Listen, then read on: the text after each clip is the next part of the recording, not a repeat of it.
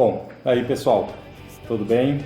Estamos aí, né, mais um vídeo, tá? Onde eu tenho hoje um convidado, né, especial aí, um amigo, né, de longos anos aí já, que é o meu amigo Joelso, né, Joelso? Então gostaria que você apresentasse aí, nome, idade, as coisas básicas para o pessoal saber aí com quem nós estamos conversando.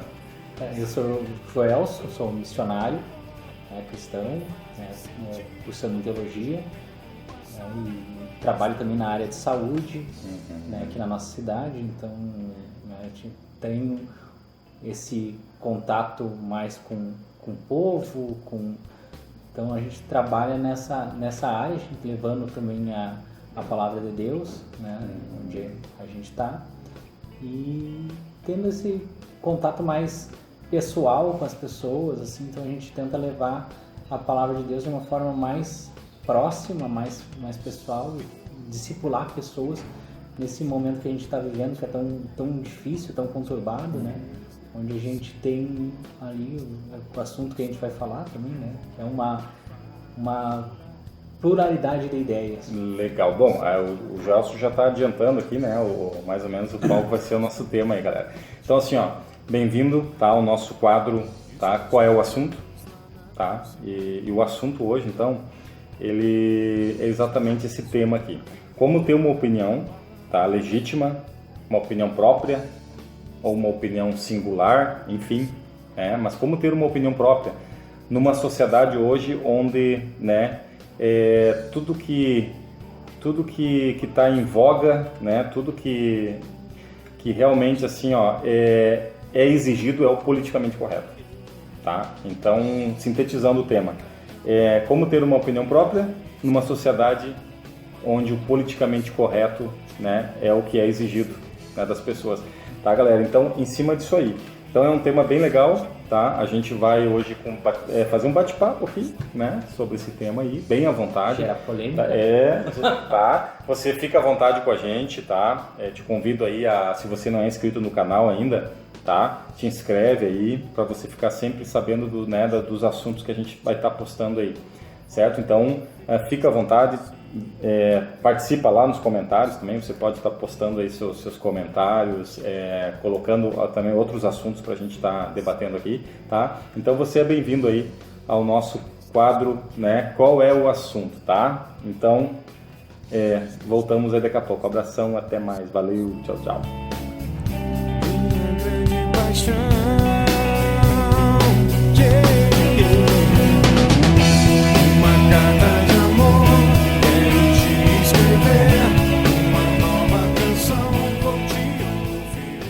Bom, então, gente,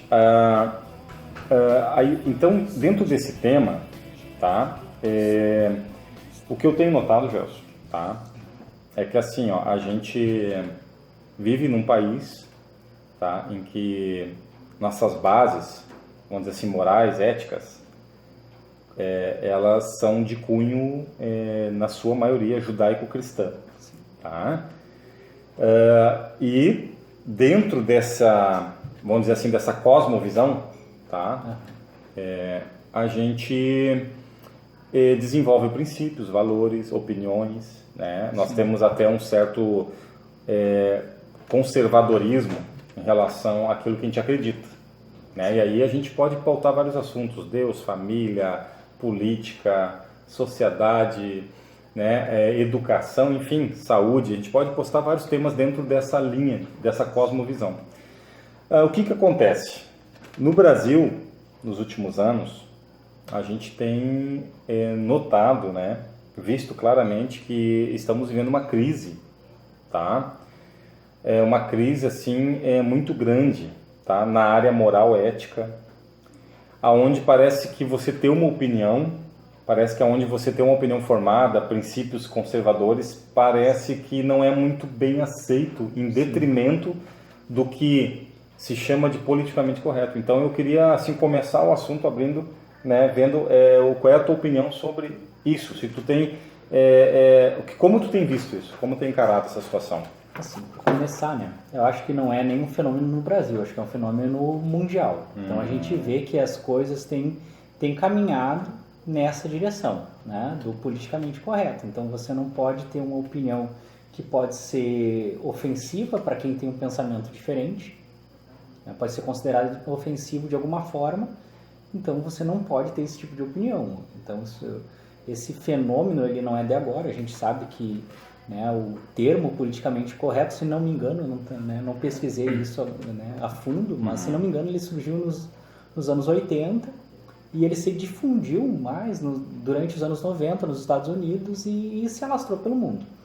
Então, o que isso quer dizer? O pessoal, tipo, se eu tenho uma ideia que ela pode ser considerada ofensiva por um grupo, então essa ideia, essa opinião, ela não pode ser divulgada. Então a gente tem aqui no Brasil mesmo, né? A gente tem o fenômeno do presidente Bolsonaro, a gente vê ele emitindo as suas opiniões, as opiniões dele são, né, a grosso modo, opiniões mais conservadoras, né? E ele é duramente criticado por isso. Né? Então é taxado de vários adjetivos, né? Pela mídia, pela turma do politicamente correto, e a gente vê que, né, ao contrário disso, ele tem um grande apoio popular. Então, essas ideias do politicamente correto, do que é correto, o que é errado, o que é certo, o que é errado, isso aí não vem da população. São, né, estratégias que são colocadas de fora, né, que vêm de cima para baixo, né, mas que não são, né, a grande maioria da população, ela não concorda com isso. Né? Então a gente vai ver, né, diversos, né, como tu falou ali, a gente é uma sociedade, né, tradicionalmente cristã, né, de base cristã, né? O Brasil foi colonizado e teve a sua cultura formada em cima da doutrina cristã católica, né? E com o tempo, né, os evangélicos eles foram ganhando espaço, que também, né, somos cristãos, né? Nós somos evangélicos também, então nós, né, professamos uma fé cristã, né, onde existem, né, as suas divergências, mas a gente crê em Cristo, a gente crê na família, a gente crê, né, em valores mais conservadores. E a grande maioria do povo brasileiro, ele pensa dessa forma. A grande maioria do povo ocidental, ele pensa assim, né? Se for olhar nos Estados Unidos, né, no Canadá, se for olhar, né, a população do Ocidente, na Europa, eles são cristãos. Eles são, na maioria, cristãos. Então, por que a gente vê esse fenômeno, né, do politicamente correto acontecendo? Né? Algo, né, como diz o meme, algo de errado não está certo. Né? Por que a mídia insiste em tentar colocar isso, né, pra gente? E aí a gente vai analisando, né, da onde que surgiu, como que surgiu. Né? Ok, antes de nós aprofundar um pouquinho mais, nós estávamos agora há pouco conversando sobre isso, né? Antes de aprofundar um pouco mais, então assim, ó, tu acha que então existe hoje, de uma maneira talvez não declarada, porque, né, jamais a imprensa, a mídia vai declarar, mas tu acha que existe uma ditadura de opinião então hoje? Com certeza. Onde opiniões conservadoras são tarjadas como opiniões preconceituosas e opiniões não conservadoras, ou seja, né, que não definem uma posição legítima, elas são tidas como opiniões boas, politicamente corretas. Seria mais ou menos isso? Seria mais ou menos isso. A gente vê isso, né? Quando tu coloca, né, a gente, né, que lida mais com rede social, né? A gente trabalha bastante com rede social nas nossas igrejas, a gente tem um trabalho mais, né, evangelístico dentro das redes sociais, e a gente vê que muitas vezes postagens de cristãos, de conservadores, são bloqueadas, né, pelas mídias. Né? Enquanto que tu vê, né, outras postagens com um cunho muito mais perigoso, vamos dizer assim, mais nocivo, né? Por exemplo, um exemplo, aquela imagem do BBB ali, tá? Né? Circulando pelas redes sociais, onde aparece dois homens nus, né? Que dão um selinho ali e se jogam na piscina. Essa imagem, ela tá rodando livremente ali. Tu abre o teu Facebook, tá ali, né? Mas isso não é tido pelas redes sociais como algo, né, ofensivo. É muito interessante isso, é bom para a gente analisar. Né, às vezes vai colocar ali um comentário a respeito disso, da nossa fé cristã, uma opinião, aquilo ali sofre é bloqueado.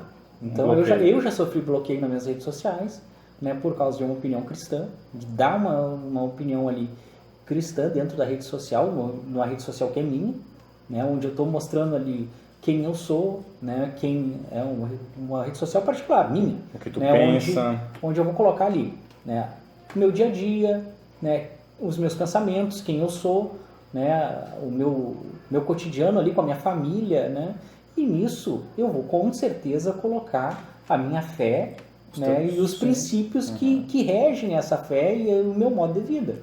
Então, em diversas vezes eu fui bloqueado, já pelo Facebook, pelo YouTube, porque alguém colocou ali uma denúncia no meu comentário, uma denúncia na minha postagem, e aquilo ali foi bloqueado. Enquanto que muitas vezes eu fui ofendido dentro dessas redes sociais por pessoas, né, que defendiam esse politicamente correto, vamos dizer assim, e aí eu vou lá, denunciei esse comentário ofensivo, né, porque ali te chamam de pastorzinho ladrão, de diversos adjetivos, né? Isso aí, tu é pastor, então tu é pedófilo, ou tu é ladrão, ou tu é... Realmente, assim, né? são comentários, se tu né, vai lá e denuncia esses comentários, aí tu recebe uma mensagem ali. Esse comentário não agride a nossa política, não vai contra a nossa política do Face, do YouTube, sei lá, né, da rede social que tu tá ali, do Instagram, do Twitter, né, então o que acontece? Por que isso acontece? Existe uma ditadura, existe alguém que está regendo isso, e ele, ou seja, não é uma democracia real. Não é uma democracia, não sou eu que vou lá, né, eu, povo, né, que vou lá, cidadão, que vou lá e digo, não, isso aqui tem que ser bloqueado. Né? Não existe uma votação, não, isso tem que ser bloqueado, tem que ser. Né? Então a gente vê isso na própria, que não é uma democracia, no próprio caso aqui do nosso presidente. Por quê? Ele foi eleito pelo povo. Né? O povo elegeu ele daquela forma que ele é. Né? Um cara mais conservador, um cara com uma opinião formada, com uma opinião forte. Que vem com uma disciplina militar. Que tem uma disciplina militar, que tem que se declara, né, abertamente cristão. Então, esse cara foi eleito pela maioria da população, né, foi eleito pela maioria absoluta da população. Né, mas aí o que eles dizem? Não, esse cara não pode, né, ele não pode fazer isso, ele não pode fazer aquilo, ele não poderia ter falado isso, ele não poderia ter dito. Né? Então a mídia bate muito em cima de cada palavra que esse cara dá, né, e cada coisa que é dita. Né? Enquanto que... Mas eu acho que ficou claro, assim, ó, até eu sofro bastante intervenção também das coisas que eu posto, né? Então, quem vive na pele isso sabe, né, o que o Joelson está falando, né? Que isso é uma realidade no Brasil hoje, gente, tá? Então, realmente, assim, ó, que existe, tá? De maneira velada, né? Uma repressão, né? Uma perseguição contra a liberdade de opinião, e isso... Assim, não tem como a gente contestar, é uma realidade, tá? É o que a gente vê todos os dias. Eu queria, aproveitando aqui a demanda, nós estávamos conversando um assunto agora há pouco e eu queria chamar aqui também, que eu acho que é um assunto importante.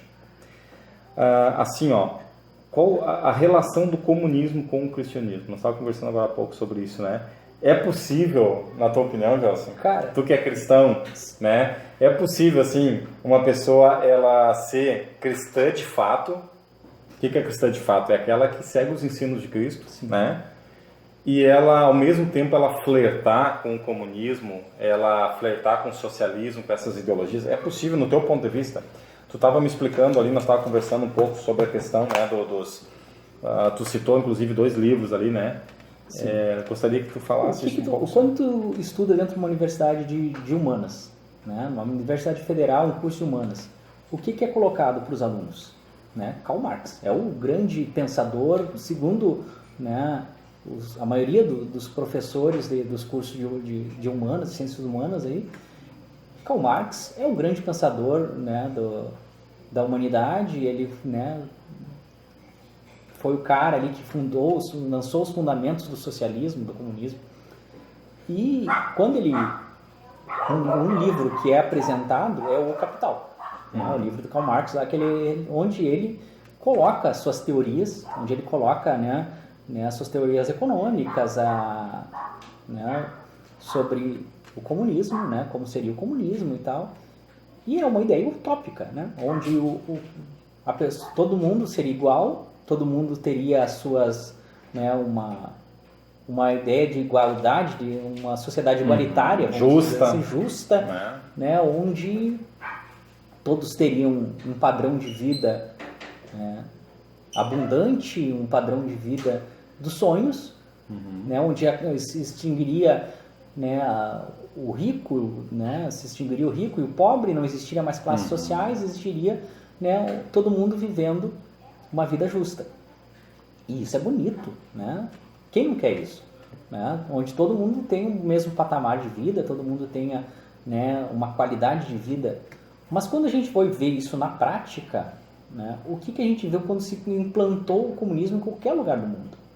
Né? Não existe justiça. Aí o pessoal disse, não, lá na Europa é assim, assim, assado, né? Tem países socialistas na Europa que estão dando certo, mas quando tu vê, eles não são países realmente socialistas, né? São países mais de centro, onde o governo é um governo de centro, onde existem, né, políticas sociais, mas que continuam sendo países capitalistas. Continuam sendo países capitalistas. E quando se colocou o comunismo, quando se implantou o comunismo, né, o que aconteceu? Houve ditadura, né, houve lá figurões do Partido Comunista que tinham um padrão de vida excepcional, e o povo vivia na miséria.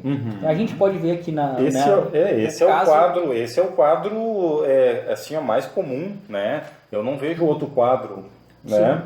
Aqui vamos falar da Venezuela. Venezuela aqui é nosso vizinho, né? Aqui no Brasil. A gente vê na Venezuela as pessoas passando fome, né? Enquanto isso, né, o ditador lá, o Nicolás Maduro, estava viajando, né, para Dubai, comendo nos restaurantes mais caros do mundo, né, enquanto o povo passava fome, o povo rouba lixo, né, mexe no lixo para comer. Então, cara, que justiça é essa?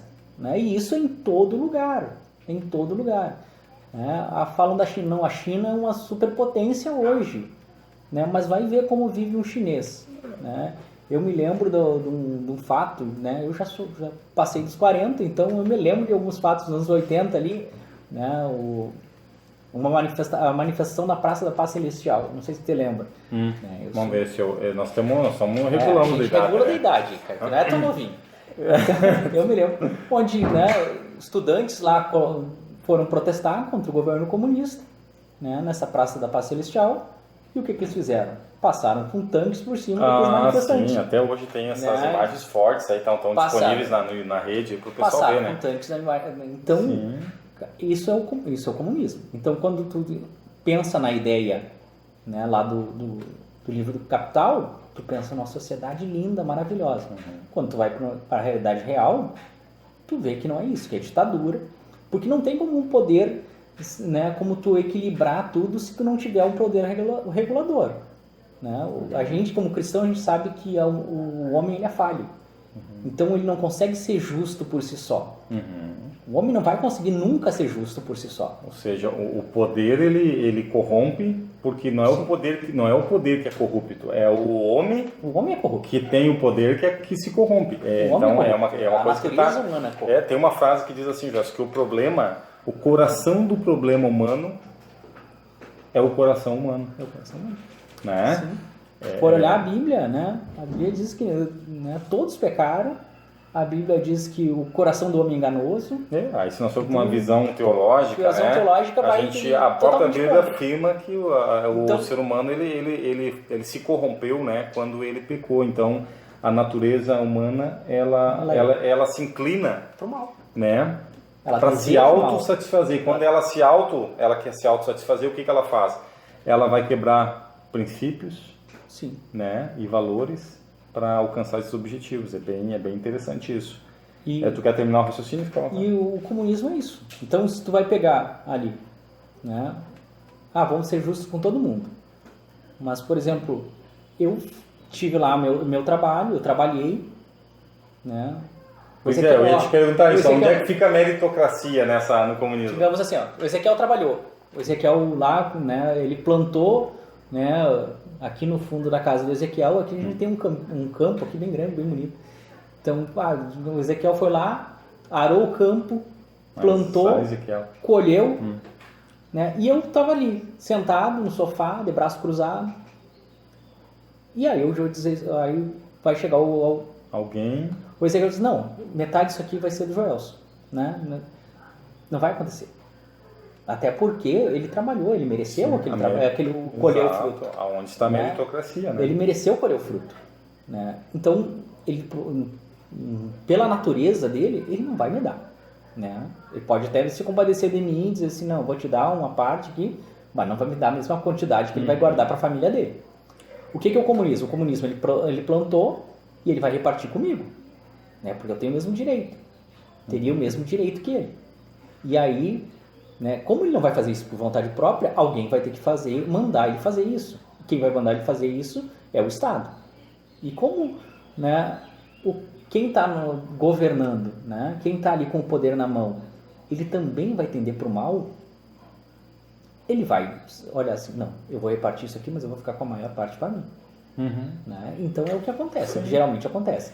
Né? E aí a gente vai olhar, né, que essa sociedade aí por si só, a sociedade comunista, por si só, ela não tem como... Ela é uma utopia, ela não tem como sobreviver. E tu quer ver, Joelson, a gente já vive um exemplo de comunismo no Brasil. Como é que o comunismo no nosso Brasil aqui, ele existe e ele sobrevive?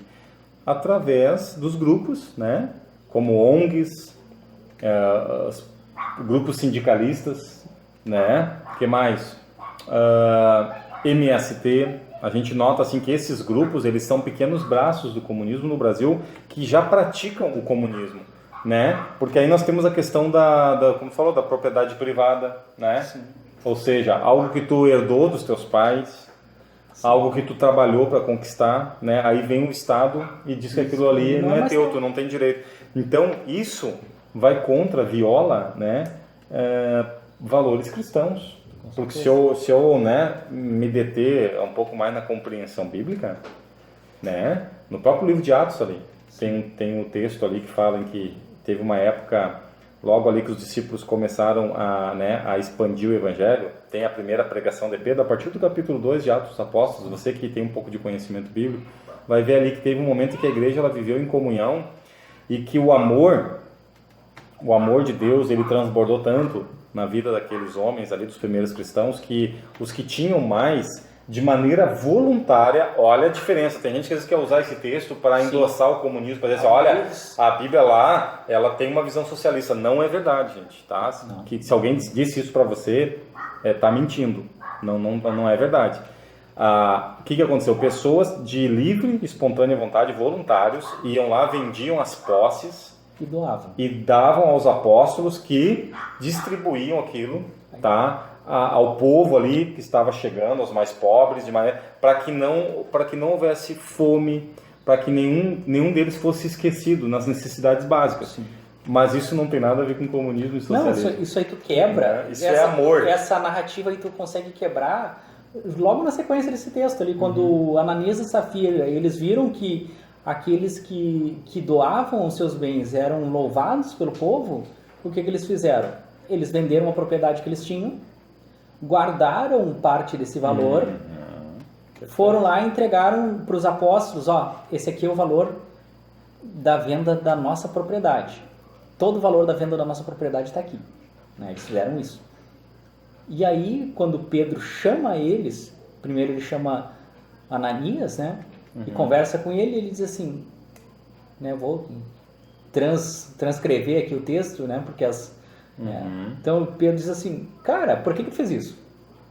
A propriedade não era tua, né? Se quisesse vender e ficar com todo o valor, era teu, né? Se tu quisesse ficar com ela, não quisesse vender, era tua. Quer dizer, Pedro não demonstra uma atitude socialista ali, né? Pedro não é socialista em nenhum momento, né? E aí ele diz assim, se tu não quisesse dar, não precisava, né? Mas agora porque tu deu e mentiu, então, né?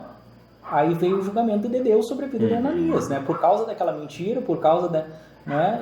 Ele é fulminado ali, né? Por e logo Deus. Em seguida a e logo esposa, em seguida né? a esposa, porque ela foi conivente com ele na mentira. Exatamente. Então no pecado. Então o que isso demonstra? Demonstra que não existia uma ideia socialista, né? Tanto que quando Maria ela quebra lá o vaso de alabastro, né, aos pés de Jesus, né? Judas, que é para mim, que eu digo assim, é o único socialista da Bíblia, ele diz assim, foi o traidor, né? Ele diz assim, mas isso aí não podia ser vendido e dado aos pobres? Uma visão, né? Uma visão socialista. E aí a Bíblia fala, ali ela coloca entre parênteses, né, que ele não falava isso porque ele era bom, ele pensava nos pobres, não, mas porque ele era ladrão e ele queria roubar. Então, aí Jesus responde para ele uma coisa, os pobres vocês vão sempre ter como vocês. Então aí já quebra toda a utopia do socialismo, né? O socialismo já se quebra aí, porque se Jesus diz que os pobres nós sempre vamos ter com a gente, o socialismo que diz que vai extinguir a pobreza e terminar com a pobreza é uma utopia. Não vai acontecer. Enquanto nós estivermos nesse mundo corrupto, né? Esse mundo pecador, exato, onde o homem é corrompido pelo pecado, sempre vai existir pobreza. Exato. Então, assim, aproveitando a deixa do texto de Atos, tá? Você pode depois estar lendo em casa Atos capítulo 2, a partir dali começa 3 até o capítulo 4 ali, ainda vai ter bastante conteúdo sobre o que a gente está falando. E olha que interessante, Joelson. O que fez aquelas pessoas venderem as coisas, né, que tinham e distribuir, dar aos apóstolos para que fossem sanadas as dificuldades dos outros mais pobres? Foi uma palavra chamada amor de Deus derramado. Quando o amor de Deus se derrama sobre a vida de pessoas, uma das coisas que vai embora, que deixa o nosso coração, é o egoísmo. As pessoas elas começam a perceber a necessidade do outro. Quando não existe amor de Deus, eu só percebo a minha necessidade. Sim, o egoísmo impera em mim. Tu sempre quer pra ti. Exatamente. Né? Tu quer pra ti. Tu pensa na tua sobrevivência. Exatamente. Então, quanto mais longe de Deus o homem vai... Quanto mais longe de Deus o homem está, ele vai ficando cada vez mais próximo dos animais. Né? No que o animal pensa? O animal pensa na sobrevivência. Ele pensa em sobreviver. Ele pensa em garantir que ele não vai morrer naquele dia. Então ele vai sobreviver mais um dia. Sim. E o homem pensa da mesma forma. Ele começa a viver por instinto. Então, enquanto eu estou vivendo nesse mundo distante de Deus, o que eu vou pensar? A minha sobrevivência. A minha sobrevivência ela vai pensar no quê? Nas minhas necessidades, no que eu quero para mim. Então eu não vou pensar no próximo. Exatamente. Isso não é uma coisa natural. Então aí a gente vê, eu querendo aproveitar esse gancho, porque, queridos, esse assunto aqui ele é muito espontâneo. A gente está conversando aqui, chamando você para o assunto, fazendo um bate-papo mesmo, tá? E eu quero aproveitar esse gancho para dizer assim, que ficou muito claro aqui que a diferença entre socialismo e cristianismo basicamente é isso aí. O cristianismo, ele baseia suas ações no amor. Tá? As ações do cristianismo, do verdadeiro cristão, daquele que seja, né, é baseado no amor. Ou seja, se eu estou compartilhando com alguém, se eu estou tirando de mim para dar para alguém, é porque o amor de Deus, ele em mim, ele faz com que eu deixe de olhar para o meu problema e olhe para a necessidade do outro. Já o socialismo não. O socialismo ele não se move pelo amor, tá? Ele se move por imposição. Sim.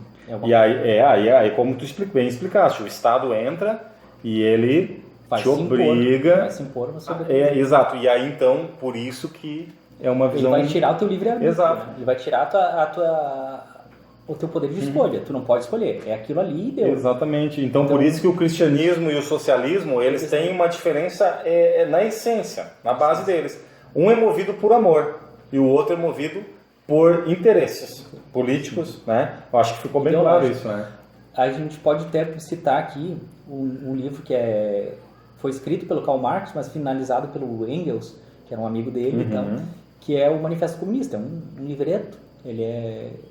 Pouco se fala nele, porque ali estão as maiores diferenças entre o cristianismo e o socialismo, o comunismo, né? Onde ele vai colocar ali as bases, né? Então ele declara o quê?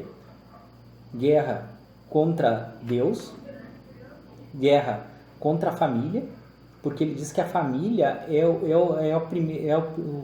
o primeiro opressor na vida das pessoas. Por quê? Porque na família o pai, ele exerce a sua força contra, né, a esposa e os filhos. Né? Ele domina sobre a esposa e os filhos.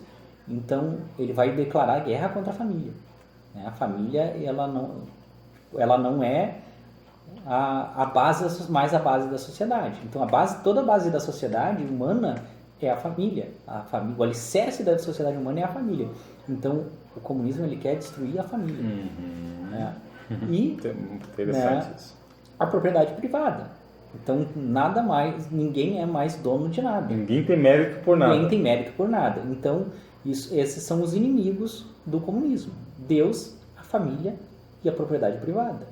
Então, tu não pode defender a tua propriedade, tu não pode defender a tua família, né? E tu não pode defender Deus. Tu não pode usar os princípios de Deus, né? Marx dizia que a religião, ou seja, Deus, ele é o ópio do povo. Então, ele declara guerra contra Deus. Ele declara... Então, tudo aquilo que vem de Deus, princípios que vêm de Deus, são contrários ao marxismo, ao comunismo, né? E a ideia socialista. Então, o que vai acontecer? Quem vai se colocar no lugar de Deus na vida das pessoas? Né? Quem vai se colocar no lugar da família? E quem é o dono da propriedade? É o Estado. Então, o Estado, ele vai ser o novo Deus. Segundo o socialismo e o marxismo, o Estado é o novo Deus. Então, existindo comunismo, ele não pode haver cristianismo. Então, a gente vê isso na história. Na própria perseguição de Roma, né, contra os cristãos, a gente percebe isso, né? E falando agora, né, mais da atualidade ali, né, União Soviética, né, como era visto o cristianismo lá dentro, né, tempo do governo comunista na União Soviética, na China, né, na Coreia do Norte, né, como é que é visto o cristianismo em Cuba, né, mais perto de nós aqui. Perfeito. Como é visto o cristianismo? A própria China. Né? A China hoje está perseguindo cristãos lá. Fechando igrejas. Né? Exatamente. Então, eu até vi agora há pouco, não tenho aqui o vídeo, né, o link do vídeo, mas tem um vídeo aí na internet, se você pesquisar você vai achar, onde existe a declaração de um missionário chinês, que ele fala que, né, lá então eles estão fechando as igrejas que colocam Deus acima do Estado. Então eles lançaram uma cartilha lá dentro, onde eles colocam, né, o que pode e o que não pode ser pregado. Nos Estados Unidos, durante o governo Obama, que também é socialista, né, que também é de esquerda. O pessoal entendeu, o progressismo, ele é, né, uma esquerda. nova, vamos dizer assim, embalagem do socialismo. Tá? Então, o que se faz? Aqui no Brasil, né? Sim. O pessoal progressista aqui, na verdade, não tem nada de conservador.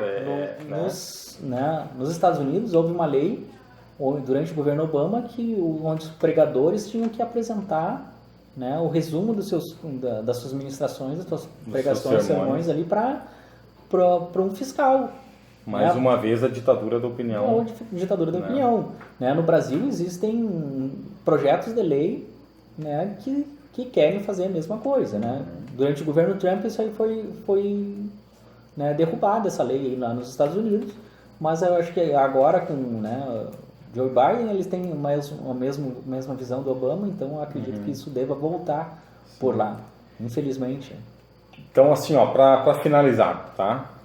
O vídeo já está bem comprido, claro que a gente se empolga, né? E um assunto chama o outro, mas a gente gosta de conversar, né? E a gente tem bastante coisa para falar. Mas assim, ó, para finalizar, hoje, o retrato do Brasil hoje. Tá? Nós temos um presidente que ele é conservador, ele se denomina cristão, né? Tem dado provas disso aí, né? De várias formas, né? Vai a cultos, é uma pessoa que aceita a oração, né? Volta e meia hora com pessoas. Ele é um cara cristão. Hoje no Brasil, voltando à pergunta aqui, tá? Se hoje no Brasil, então para finalizar, se hoje no Brasil não houvesse um presidente, tá? Como nós temos hoje, tá? Que confessa a sua fé, né? Sua confissão de fé é cristã, é pela família, é pela propriedade privada, é pelo direito de opinião. Enfim, todos esses valores que a gente tem conversado aqui durante esses minutos, se não fosse esse tipo de presidente, se nós continuássemos, por exemplo, com a política anterior, tá? Que governou 15 anos no Brasil e abriu portas para essa ideologia marxista. Como tu acha que estaria a nossa situação hoje aqui? Qual é o quadro político que tu acha que nós estaríamos vivendo? Ou para que caminho nós estaríamos caminhando? Qual a direção? Com certeza a gente, né, ia estar numa situação bem pior. A gente, né, não só pela ideologia, né, existia um grande quadro de corrupção que a gente sabe, né, mas no quadro ideológico a gente ia ver um maior aparelhamento dentro das escolas, né, e com certeza ia estar sendo propostas mais políticas públicas, né, que tolhissem, né, o nosso direito a ter a nossa opinião mais conservadora. Então, cada vez mais essa ditadura do politicamente correto voltando ao politicamente correto ia estar mais entranhada na nossa sociedade. A gente não ia mais poder ter uma visão divergente disso. A gente via que isso estava se encaminhando para isso, realmente. A gente vê, né, diversos... Nós temos jornalistas aí presos por opinião, né? Por opinião. Político por opinião. Como é que diz? Com proteção... Político com... Como é que... Agora me faltou também. Fugiu.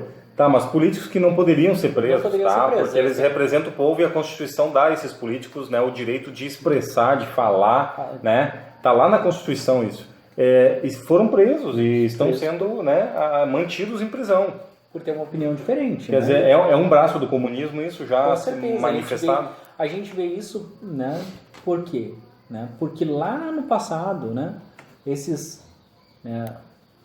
quando houve o governo militar, né, e foi combatido o comunismo, eles mudaram, eles saíram daquela ideia mais revolucionária de armas e foram para os livros. De armas e foram o quê? Eles pegaram as ideias do italiano chamado Antonio Gramsci, que falava em dominar, né, os formadores de opinião. O que era? É a mídia, é os artistas, os professores.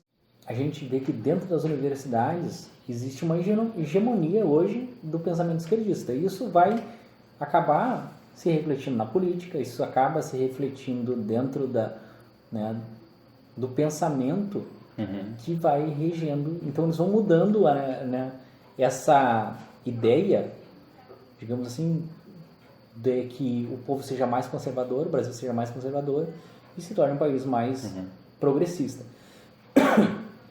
Como é que a gente vai combater isso? A gente já tem, né, um primeiro passo, que é a gente eleger um presidente conservador, desculpa. E o passo seguinte é a gente, como cristão, a gente parar de ter medo de dar nossa opinião. A gente parar de querer ser politicamente correto.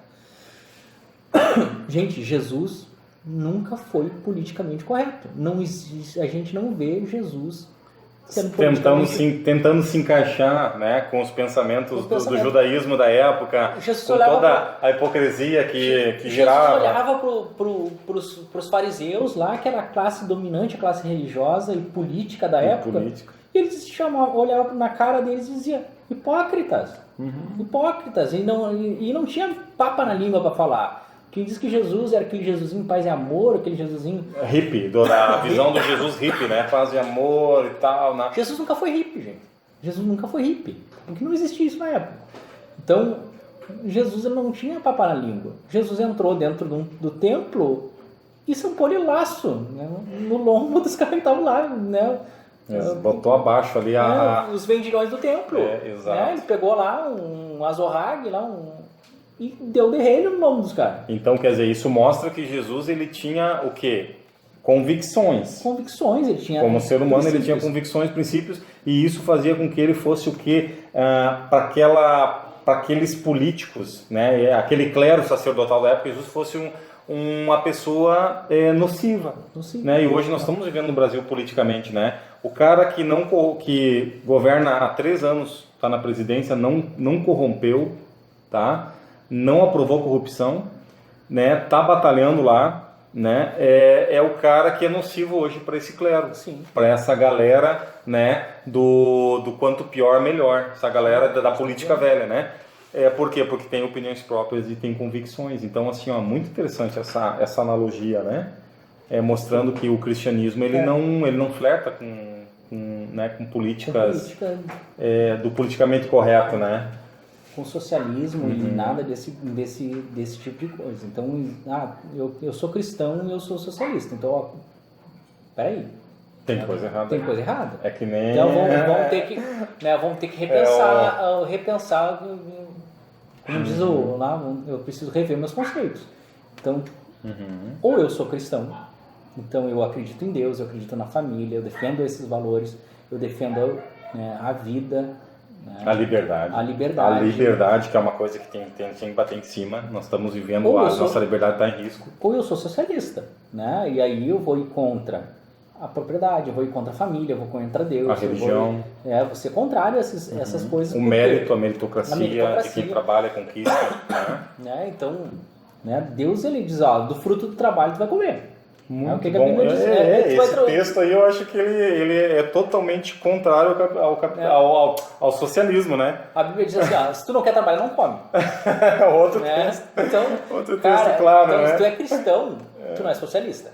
Né? Começa por aí. Eu não vou me preocupar com o meu próximo, não vou ajudar o meu próximo, vai.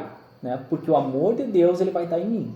Então eu, né, movido pelo Espírito Santo, movido pelo amor de Deus, eu vou lá e eu ajudo o meu próximo. Vou olhar além de mim. Eu olho além de mim. Eu olho para a necessidade do meu próximo. E eu vou abençoar ele. E no momento que eu começo a abençoar aquela vida, né, isso vai se refletir em bênção para a minha vida. Né? Jesus fala que se tu der um copo d'água para um profeta, né, tu vai receber o galardão do profeta. Então, se eu estou abençoando alguém ali, e esse cara, existe um plano de Deus na vida daquele cara, eu vou ser abençoado por esse plano, por eu estar ajudando esse plano de Deus a estar se cumprindo. Mas eu vou, né, colher frutos por abençoar outras pessoas. Eu não vou fazer isso com esse intuito? Claro que não. Mas eu vou colher frutos. O que eu plantar, eu vou colher. Isso é um princípio de Deus. Né? Então isso vai totalmente contra a ideia socialista. Que eu vou me preocupar com o meu próximo, sim. Mas quando o meu próximo começar a andar pelas próprias pernas, né, e poder ter tu não condições... vai só dar o peixe, tu vai ensinar ele a pescar. Ele vai seguir, eu vou poder abençoar outra pessoa e ele também vai abençoar outra pessoa. Né? Então não é uma coisa assim que eu... Não tem nada a ver com socialismo, não tem nada a ver com... Onde alguém vai sustentar aquela pessoa a vida inteira, ou então aquela pessoa vai trabalhar, como acontece na China, onde a pessoa trabalha 10, 11 horas por dia para manter o Estado e as regalias do Estado. $100 por mês. Então, esse é o socialismo. Esse é o socialismo. O cristianismo, ele te faz prosperar. Né? Querido, muito bom esse bate-papo. Pena que o pessoal, né, às vezes não tem paciência para ficar muito tempo, às vezes, né, na frente. Mas assim, eu quero te agradecer, tá, pela tua visita. Não, exatamente, eu quero te dizer, essa convite está estendido, né? Quando tu vieres aqui me visitar, né, tu, a esposa, o filho, a gente, né, retoma aí alguns assuntos aí que a gente considera importante, né, para serem falados, explanados, compartilhados com quem está nos ouvindo. Eu não sei quantas pessoas estão nos ouvindo aí, quem está lá do outro lado também, né? Mas eu espero que, né, esse bate-papo possa servir, tá? De utilidade para que essas pessoas também venham refletir e pensar, né, sobre essa questão de ser cristão, né? Numa situação hoje onde o Brasil enfrenta essa crise, né? Onde o cristianismo, o conservadorismo está sendo atacado violentamente, né? A liberdade de expressão, né? Então, assim, eu quero te agradecer e queria que tu deixasse assim, as últimas palavras aí, né, sobre esse tema que a gente falou, como missionário, como pai de família, um norte para essa galera aí. Gente, eu acho que, né, primeiro agradecer o Ezequiel aí pelo convite, né, é uma honra a gente estar aqui com ele, um cara que, né, conheço desde o início da minha caminhada na fé aí, então... Né, me ajudou nessa caminhada. Faz tempo. Nem dá para falar muito, senão vão descobrir a nossa idade. Verdade. Então, né? Então, agradecer essa oportunidade, muito bom de estar aqui contigo, conversando, a gente, né, batendo papo aí, bem legal. Gente, o que eu tenho para dizer para vocês? O momento que a gente está vivendo é da gente se posicionar. Perfeito. Tomar uma posição e tomar uma postura. Sem neutralidade. Né? Não ser neutro. Não pode ser, hoje é o momento de tu sair de cima do muro. Então, eu sou cristão, então eu preciso defender esses valores cristãos. Eu preciso mostrar atitudes cristãs. E muitas vezes essas atitudes vai ser eu levantar a minha voz mesmo e tomar aquela ordem, né, de falar, né, ser boca de Deus nessa geração, né, para que as pessoas ouçam aquilo que a gente está falando. Mas eu vou, né, a gente acha que ser cristão é só estar lá na igreja, né, ouvindo a pregação, né, cantando um louvor. Isso é bênção, mas eu preciso ser cristão aqui fora. As pessoas precisam saber que eu vivo por princípios e valores e eu não posso, né, negociar com isso, né? Eu não posso negociar com princípios e valores que a palavra de Deus me dá. Então, eu preciso tomar posse disso e me posicionar, né, publicamente como cristão. A gente lembra que a palavra de Deus, ela fala que, né, se nós negarmos a Deus, né, Ele também vai nos negar naquele dia. Então, a gente precisa cada vez mais ser como João Batista lá, que, né, clamava lá no deserto gritando, raça de víboras, né? Arrependei-vos, né? Arrependei-vos. Então, é o momento de a gente começar a clamar para que haja arrependimento na nossa geração. Para que a gente se converta a um evangelho genuíno, né? E comece a viver esse evangelho. Comece a falar, né, uma linguagem nossa, uma linguagem cristã. E tomar espaços que foram tirados de nós. É quando você olha e diz assim, não, as universidades hoje estão tomadas por socialistas. Quem criou as universidades?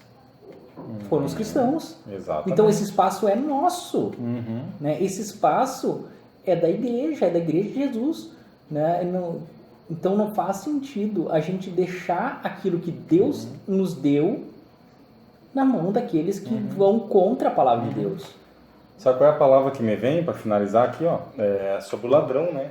Qual de nós, né? A pergunta que eu faço aqui para vocês, qual de nós que vendo um ladrão entrar na sua casa para roubar suas coisas, para levar o que é seu, vai ficar parado olhando, né? Apático e não vai fazer nada, não vai tomar uma providência, né?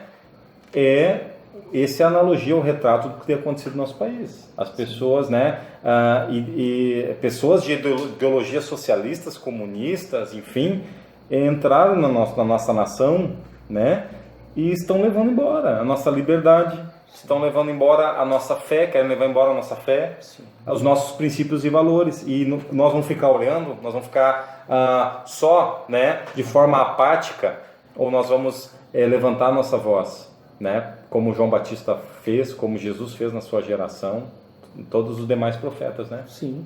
E a gente tem hoje uma grande vantagem, né? A gente tem aí as mídias, as redes sociais, aí, onde a gente pode levantar nossa voz, onde a gente pode começar, né, a falar do amor de Deus, falar dos princípios bíblicos e por que isso não é compatível com o socialismo.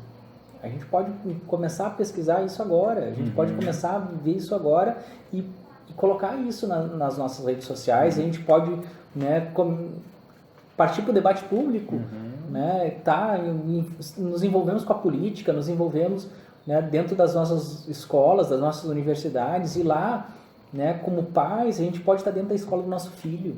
Né? Toda escola quer que o pai esteja lá. Então, cara, se tu está lá, tu começa a dar tua opinião lá também.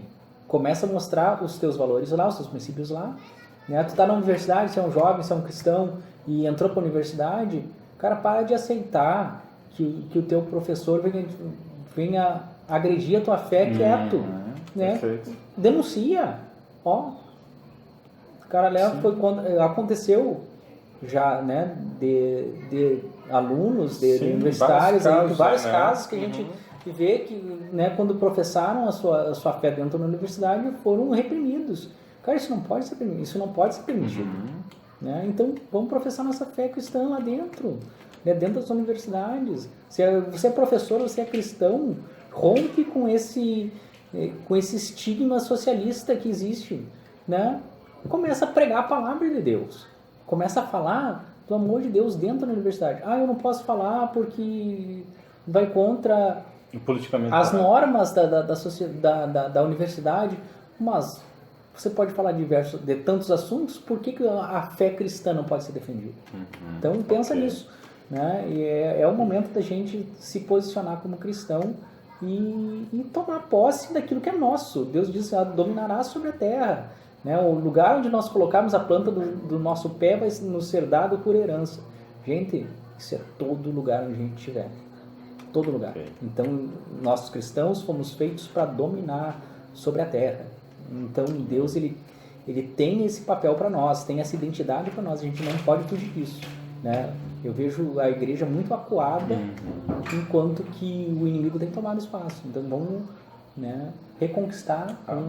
Amém? Bom, o assunto, se nós ficar aqui, o assunto vai se estender. Eu já estou pensando em outras coisas. Não, chega.